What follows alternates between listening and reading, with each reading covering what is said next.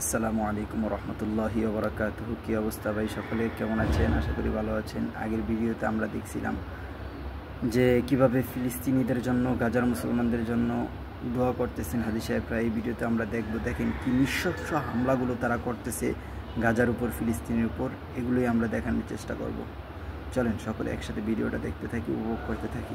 এই যে দেখেন একটা বিল্ডিংয়ের উপর কীভাবে তারা হামলা করতেছে, প্রত্যেকটা বিল্ডিং ভেঙে চুরমার করে দিচ্ছে। আল্লাহ, তুমি গাজাবাসীকে রক্ষা করো আল্লাহ। এই সময় আমাদের গাজাবাসীদের জন্য বেশি বেশি দোয়া করা ছাড়া আর কোনো কিছুই করার নেই ভাই, কোনো কিছুই করার নেই। আর একবারই পুরো সারা বিশ্বের মুসলিম সবাই একসাথে হইয়া যুদ্ধে নেমে যেতে পারি। তৃতীয় বিশ্বযুদ্ধ যেহেতু আমাদের সামনেই, আল্লাহ রসুল সাল্লাল্লাহু আলাইহি সাল্লামের হাতে এই জন্য যাই তৃতীয় বিশ্বযুদ্ধেই এই সন্নিকট আমাদের আশপাশে। হয়তো আমরা গার এদিক থেকে এদিক ফিরানোর আগেই দেখব যে তৃতীয় বিশ্বযুদ্ধ শুরু হয়ে গেছে। আর তৃতীয় বিশ্বযুদ্ধে আমাদের সকলের অংশগ্রহণ করতে হবে। আল্লাহ তাআলা যেন সকলকে অংশগ্রহণ করার মতো তৌফিক দান করেন। বেশি বেশি এই দোয়া করবেন যাতে করে আল্লাহ তাআলা সব যুদ্ধে আমাদেরকে অংশগ্রহণ করার তৌফিক দান করেন। কেননা আল্লাহ তাআলার রাস্তায় যদি আপনি শহীদ হয়ে যান, এর থেকে বড় ফজিলতপূর্ণ মৌত আর কিছু হইতে পারে না।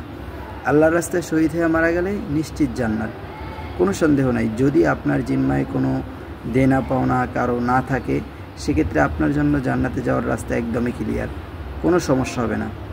নির্মম হত্যাগুলো তারা করছে দিনে রাতে, সকালে দুপুরে, খাওয়ার সময়, ইফতারির সময়, সেহরির সময়, একটা মুহূর্ত বাদ রাখে নেয় যেই মুহূর্তে ওরা হামলা করে না এদের উপর।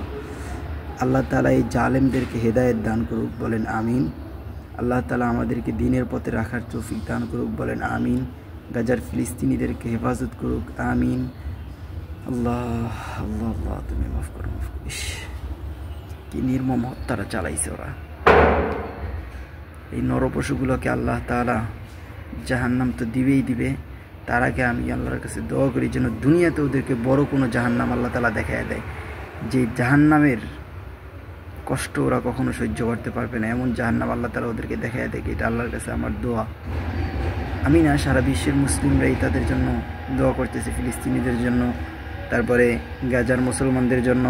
ইসরায়েল যেন ধ্বংস হয়ে যায়, ইসরায়েলের ধ্বংসের দোয়া মুসলিমদের সর্বোপরি করাই উচিত। তারা আমাদের ভাই, তারা আমাদের রক্ত। আল মুসলিম আখুল মুসলিম, হাদিসের ভিতরে আছে মুসলমান মুসলমানের ভাই। সুতরাং সেই হিসাবে তারা আমাদের ভাই।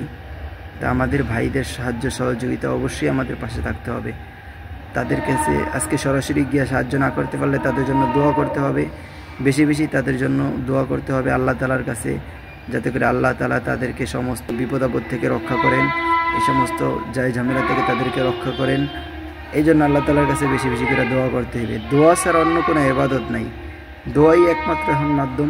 আল্লাহ তাআলা যাতে করে আমাদের দোয়ার মাধ্যমে তাদেরকে মুক্তি দান করেন, এই নরপশুদের হাত থেকে তাদেরকে রক্ষা করেন, বলেন আমিন। যাই হোক ভাই, ভিডিওটা অনেক দূর লম্বা হয়েছে। যদি ভিডিওটা ভালো লেগে থাকে অবশ্যই একটা লাইক করবেন, চ্যানেলটাকে সাবস্ক্রাইব করে দিবেন। নতুন হয়ে থাকলে অবশ্যই বন্ধুদের কাছে শেয়ার করে দিবেন। আসসালামু আলাইকুম।